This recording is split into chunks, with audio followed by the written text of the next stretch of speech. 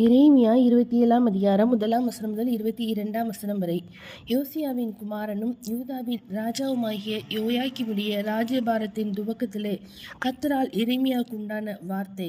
கர்த்தர் என்னை நோக்கி, நீ உனக்கு கயிறுகளையும் நுகங்களையும் உண்டு பண்ணி அவைகளை உன் கழுத்திலே பூட்டிக்கொண்டு அவைகளை எருசலேமுக்கு சிதேக்கியா ராஜாவினிடத்தில் வரும் ஸ்தானாபதிகள் கையிலே ஏதோமின் ராஜாவுக்கும் மோவாபின் ராஜாவுக்கும் அம்மோன் புத்திரரின் ராஜாவுக்கும் தீருவின் ராஜாவுக்கும் சீதோனின் ராஜாவுக்கும் அனுப்பி அவர்கள் தங்கள் எஜமான்களுக்கு சொல்லும்படி கற்பிக்க வேண்டுமென்று இஸ்ரவேலின் தேவனாகிய சேனைகளின் கர்த்தர் உரைக்கிறது என்னவென்றால், நான் பூமியையும் மனுஷனையும் பூமியின் மேலுள்ள மிருக ஜீவன்களையும் என் மகா பலத்தினாலும் ஓங்கிய என் புயத்தினாலும் உண்டாக்கினேன்.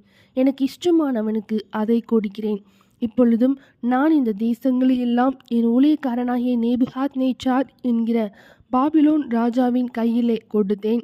அவனுக்கு ஊழியம் செய்யும்படி வெளியின் மிருக ஜீவன்களையும் கொடுத்தேன். அவனுடைய தேசத்துக்கு காலம் வருகிற வரையில் சகல ஜாதிகளும் அவனையும் அவனுடைய புத்திர பௌத்திரரையும் சேவிப்பார்கள். அதன் பின்பு அநேகம் ஜாதிகளும் பெரிய ராஜாக்களும் அவனை அடிமை கொள்வார்கள்.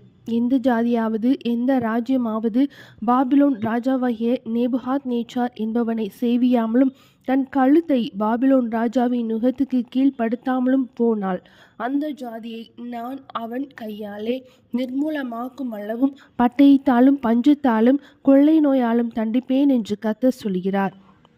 பாபிலோன் ராஜாவை நீங்கள் சேவிப்பதில்லை என்று உங்களுக்கு சொல்லுகிற உங்கள் தீர்க்கதரிசிகளுக்கும் உங்கள் குறிகாரருக்கும் உங்கள் சொப்பனக்காரருக்கும் உங்கள் நாட்பார்க்கிறவர்களுக்கும் உங்கள் சூனியக்காரருக்கும் நீங்கள் செவி கொடாதிருங்கள்.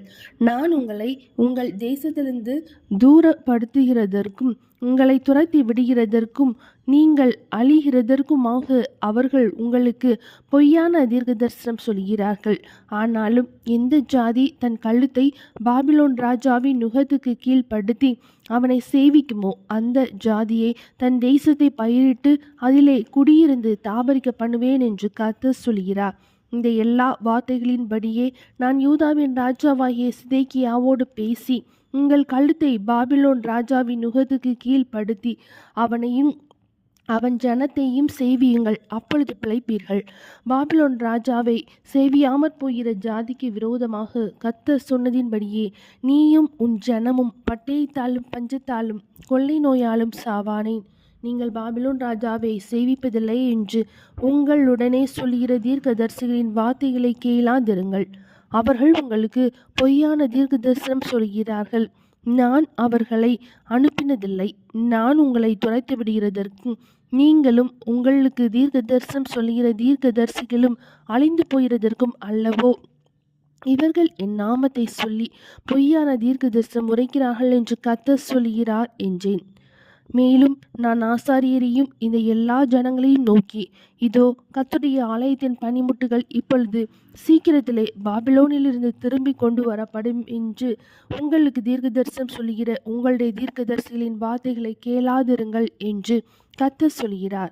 அவர்கள் உங்களுக்கு பொய்யான தீர்க்க தரிசனம் சொல்லுகிறார்கள். அவர்களுக்கு செவி கொடாதிருங்கள். பாபிலோன் ராஜாவை சேவியுங்கள், அப்பொழுது பிழைப்பீர்கள். இந்த நகரம் பாழாய் போக வேண்டியதென்ன? அல்லது அவர்கள் தீர்க்கதரிசிகளாயிருந்து அவர்களிடத்திலே கர்த்தருடைய வார்த்தை இருந்தால் கர்த்தருடைய ஆலயத்திலும் யூதா ராஜாவின் அரண்மனையிலும் எருசலேமிலும் மீதியான பனிமுட்டுகள் பாபிலோனுக்கு போகாதபடிக்கு அவர்கள் சேனைகளின் கர்த்தரை நோக்கி மன்றாடட்டுமே. பாபிலோன் ராஜாவாகிய நேபுகாத்நேச்சார் யோயாக்கீமின் குமாரனாகிய எகோனியா என்னும் யூதாவின் ராஜாவையும் யூதாவிலும் எருசலேமில் இருந்த பெரியோர் அனைவரையும் எருசலேமிலிருந்து பாபிலோனுக்கு சிறைபிடித்து கொண்டு போகையில் எடுக்காமல் விட்ட சகல தூண்களையும் கடல் தொட்டியையும் ஆதாரங்களையும் இந்த நகரத்தில் மீதியான மற்ற பனிமுட்டுகளையும் குறித்து சேனைகளின் கர்த்தர் சொல்லுகிறது என்னவென்றால், கர்த்தருடைய ஆலயத்திலும் யூதா ராஜாவின் அரண்மனையிலும் எருசலேமிலும் மீதியான அந்த பனிமுட்டுகள் பாபிலோனுக்கு கொண்டு போகப்படும் என்று இஸ்ரவேலின் தேவனாகிய சேனைகளின் கர்த்தர் சொல்கிறார். நான் அவைகளை விசாரிக்கும் நாள் வரைக்கும் அவைகள் அங்கே இருக்கும். பின்பு அவைகளை திரும்ப இந்த ஸ்தலத்திற்கு கொண்டு வர பண்ணுவேன் என்று கர்த்தர் சொல்கிறார் என்றேன். எரேமியா 27ஆம் அதிகாரம் முடிந்தது.